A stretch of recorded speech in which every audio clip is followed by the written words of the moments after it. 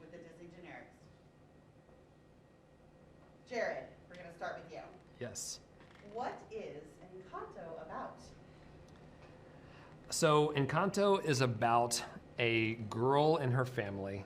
Her family is this amazing, special, extraordinary group of people who have magical powers, and she does not have one. And so our story is really about her trying to understand herself, her role, and then the members of her family around her. And she slowly comes to understand that she actually doesn't really know her family as well as she thinks she does, and they don't really know her. And so it's really a story of her journey to understand them better and ultimately understand herself as well. What is the backstory of our film? How did the Matergrals find themselves in the Encanto? That's a great question. So, sort of the foundational myth of our family is that, like a lot of other families, actually from Colombia, throughout the sort of Latin American world, and honestly throughout the world, you know, they had to flee their home. They had to flee violence. And in the case of this family, as they were fleeing, the abuelo, the grandfather of this family, was lost, and our film sort of takes that moment of loss and desperation, and we're actually reflecting on the unconditional love that Abuela Alma, who's the matriarch of this family, had for the whole family in that moment. So in our family, in this moment of heartbreak and desperation, her love kind of creates this miracle, creates a new home for her family and for the people that she has brought along with her, her community. So it's both grounded in an experience that is unfortunately a lot of people have had, but then is, again, as Byron was saying, inspired by magical realism, sort of takes on this other dimension where the family finds a new home and finds sanctuary and a new beginning. Jared, why did Encanto have to be musical? Describe working with Lin-Manuel Miranda and how the songs became part of the storytelling. Okay, so why did this movie have to be musical? Lynn said this movie has to be a musical. That's why it's a musical. No, from the beginning, we were really lucky that Lin-Manuel Miranda was part of our core creative team. So not just in writing the songs, but really putting the entire story together.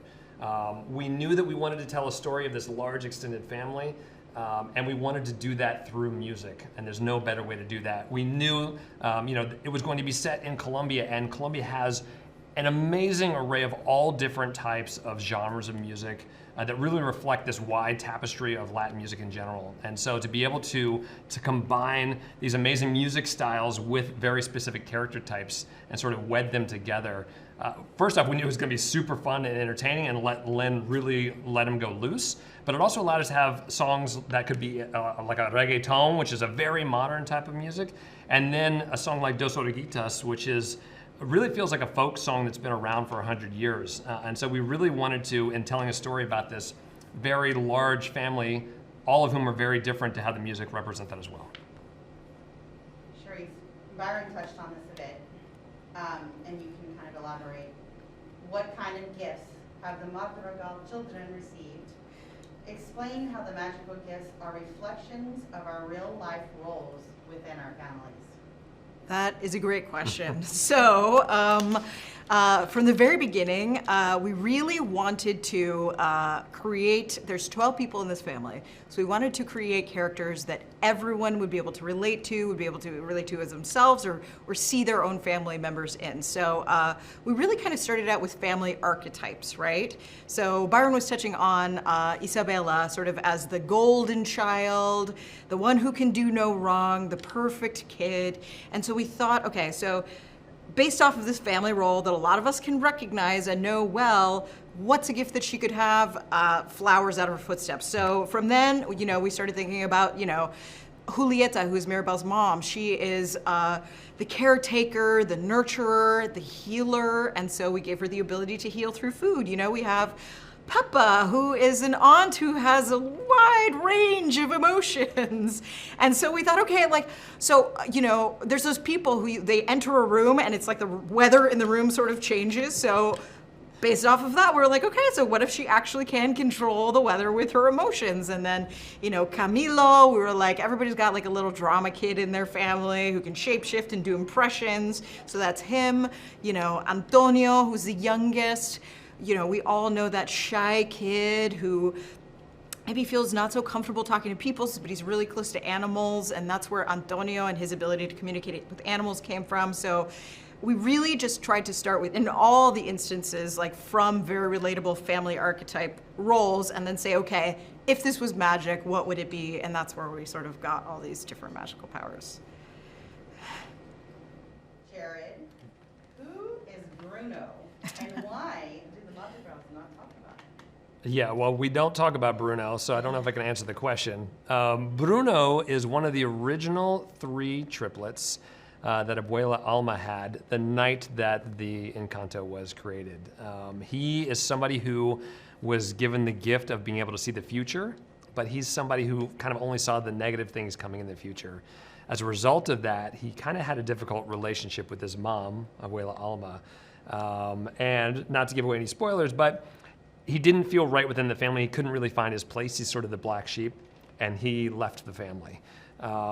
Over the course of the story, you start to understand why he made that choice, what he's been up to, and what he really cares about. And so he's a character, I think, ultimately that you'll find his story, once you get the full fleshed out version of who he is, is one of my favorite characters, and somebody who I think people are really going to enjoy watching.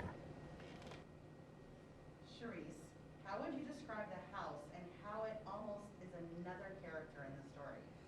Oh, I mean, the house 100% is its own character in this story. You know, like from very early on, Jared and Byron had this idea of a living house and a house that was kind of reflective and encompassed the family that lived in it, right?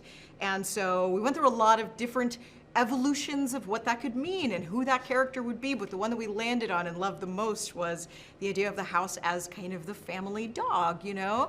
The family dog has a different relationship to each person in the family, you know, maybe it like loves to sleep on one person's bed and like sort of has a little beef with another person, but that it would be just an intimate member of the family that would have really specific opinions and desires and would just be like a fun, joyous reflection of this family. But the journey that the house takes throughout the film is very reflective of the family in a really close way. So the house is really both its own character and a reflection of the family. Tell me about the voice cast ensemble for this film. Oh, wow. I think that our cast is one of the most ambitious that we've ever had. We've never tried to put an extended family on screen before at Disney Animation.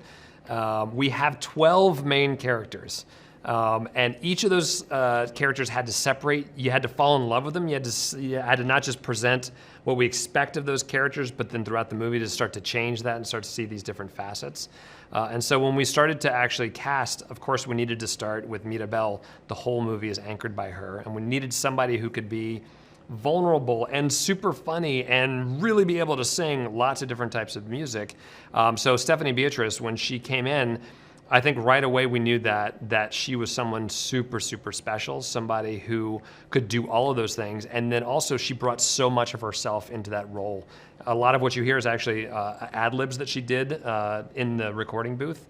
And there's just a very specific personality that she was able to find with Mirabel, which is this unbelievably human, flawed, very real type of character. And then for every other member of the family, whether that was, you know, I think next up was John Leguizamo as Bruno, who's this secret we've actually had to keep for quite a long time. I think early on, we knew that we needed someone in Bruno that could also do a lot of different things. Somebody who, when Mirabel comes into contact with, that you really bought that relationship. And so having John be part of that was really, really exciting for us. Also, that he gets to rap in the movie is amazing. That was a really, really fun day.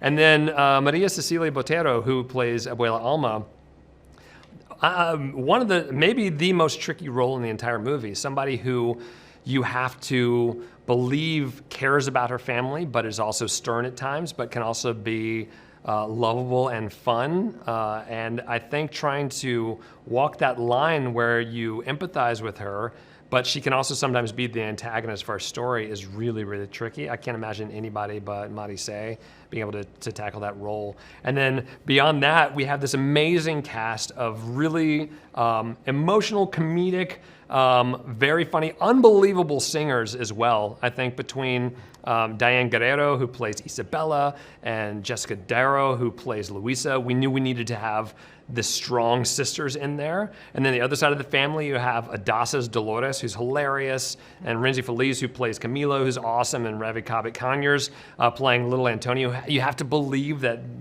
this little kid, first off, that has this amazing relationship with Mirabel, but has all of that vulnerability a child does. And then you have the parents, Angie Cepeda, who plays Julieta, Mirabel's mother, and Wilmer Valderrama. We knew that they had to feel like a real couple, and we love that the chemistry between the two of them. I think Wilmer had some of our funniest outtakes of the entire project.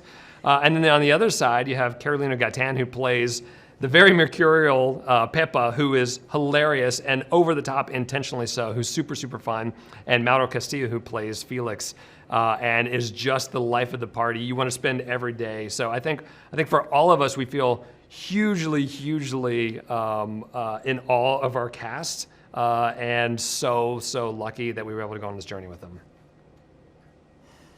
Charise, you're going to round us off. Sure. What do you hope audiences take away from seeing this film?